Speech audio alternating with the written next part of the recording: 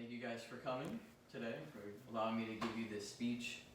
I want you to imagine you're sitting on top of 7.5 million pounds of thrust, then being launched into the sky at 6,164 miles per hour into the deep, dark abyss of space. Now this is what three men did. Their names are Buzz Aldrin, Michael Collins, and Neil Armstrong. They did this back in the 1960s in a mission called Apollo 11. Now, space is my passion. I love everything about it, and I don't think that the Apollo 11 mission gets taught as much as I think it should. Many know about it, but they don't really know how it happened or why it happened. So today I want to go through the space race in Apollo 11. First I'm going to go through the space race, who was involved, what were some of the motives behind it, and then I'm also going to go through the Apollo 11. We all know what Apollo 11 is, but I want to go through how we actually got there, some of the processes for. So first, I want to go through the space race. Now, the space race was started back in the 1950s, and it was between a few countries. You had Russia, America, China. You had a few countries within there, but mostly it was just between America and Russia. Now, at this point, the United States really wants to make a statement. Now, this was during the Cold War, right after the Cuban Missile Crisis, and they really need to establish the country as a powerhouse again. One of the main reasons because of that is once the space race started, Russia came right out the gates setting up something called the Sputnik satellite. This is the first satellite ever sent into space, automatically put America behind. It was at this point that John F. Kennedy gave a speech on September 12, 1962, where he made sure that by the end of the decade, this was in the 1960s again, by the end of the decade, we were going to land people on the moon and bring them home safely. And so that's where we get Apollo 11. Now, right after this speech, Russia came right back and sent their first man into space. So that was kind of the final nail into the coffin where America thought we need to step it up and make sure that by the end of this decade, we really do have someone on the moon.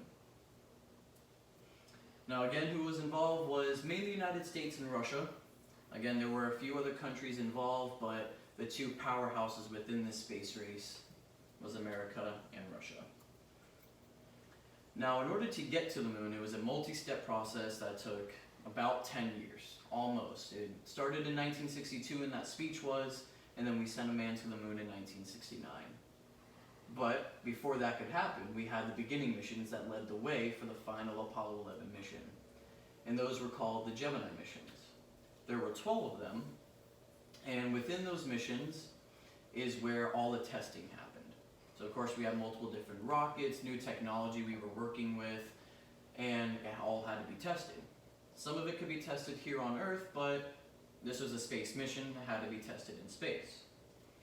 So during these Gemini missions, some were manned, some were not, we send our equipment and our usage up into space to make sure everything was going to work, so that way when we sent our astronauts to the moon, everything was smooth sailing. Now in total for the Apollo missions themselves, there were 14 missions.